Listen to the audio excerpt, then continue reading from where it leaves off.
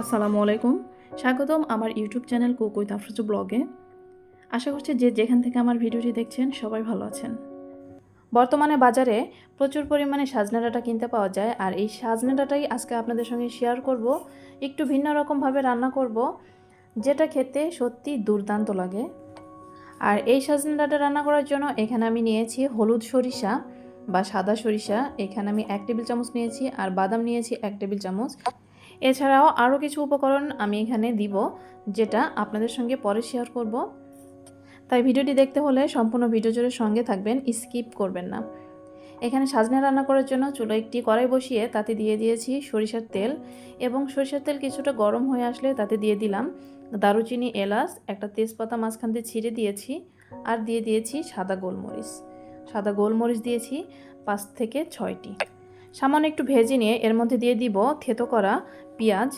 পেঁয়াজ এখানে মিহি করে বেটে নিইনি, কিছুটা থেতো করে নিয়েছি, কিছুটা মিহি করে বেটে নিয়েছি। এখন দিয়ে দিলাম 1 চা চামচ পরিমাণ রসুন বাটা। পেঁয়াজ এবং রসুন বাটা দিয়ে কিছু সময় নেড়ে নেব।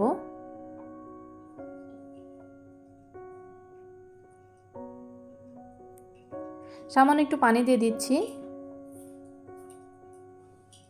আমি আজকে এই সজনে ডাঁটা যেভাবে রান্না করব, এভাবে স্টেপ বাই স্টেপ ফলো করে রান্না করলে দেখবেন সজনে ডাঁটা এতটা মজা হয়েছে, যেটা ভাতের সঙ্গে পরিবেশন করার আগেই ফুরিয়ে যাবে। এখন দিয়ে দিচ্ছি আদা বাটা 1/2 চা চামচের মতো, আর দিয়ে দিচ্ছি বাদাম বাটা। আমি এখানে 1 টেবিল চামচ বাদাম নিয়েছিলাম, সেটাই বেটে নিয়েছি, সেটা দিয়ে দিলাম। কিছু সময় কষিয়ে নিব। সামান্য একটু পানি দিয়ে এই বাটা মশলাগুলো তেলের সঙ্গে কষিয়ে নিব।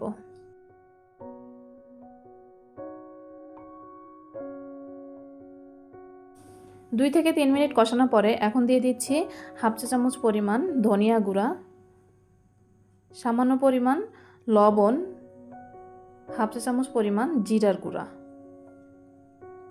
1/2 চা চামচ পরিমাণ হলুদের গুঁড়া। ভালো করে নেড়ে চেড়ে আবারও কষিয়ে নিব।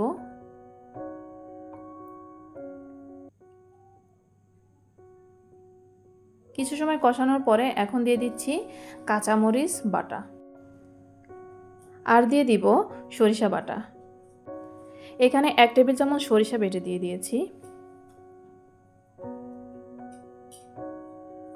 সরিষা বাটা এবং কাঁচামরিচ বাটা দিয়ে আবারও কিছু সময় এই মশলাটা কষিয়ে নিব।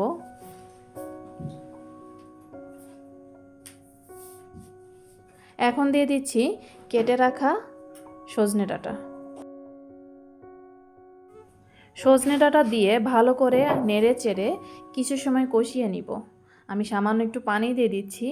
পানি দিয়ে এই সজনে ডাঁটা এই মশলার সঙ্গে কিছু সময় কষিয়ে নিব।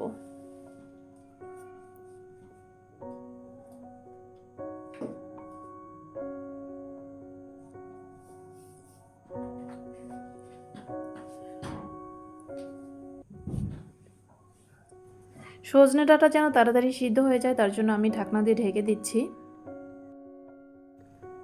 কিছু সময় পর পর ঢাকনা তুলে একটু নেড়ে চেড়ে দিব, যেন লেগে না যায় বা পুড়ে না যায়। সজনে ডাঁটা যখন 60 থেকে 70% সিদ্ধ হয়ে আসবে, তখন আমি এর মধ্যে দিয়ে দিব পানি। পরিমাণ মতো পানি দিয়ে 5 থেকে 6 মিনিটের মতো হাই হিটে জাল করে নিব।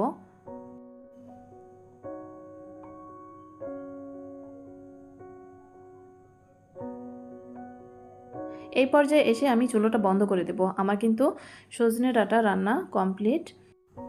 আপনারা চাইলে এভাবে একবার রান্না করে দেখতে পারেন। এভাবে সজনে রান্না করলে কিন্তু অনেক মজা হয়।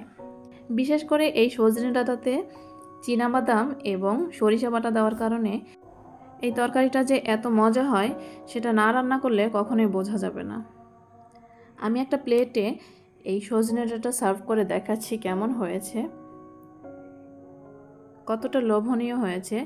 যারা সজনে ডাঁটা খেয়েছেন বা খেতে পছন্দ করেন, এভাবে রান্না করে দেখতে পারেন।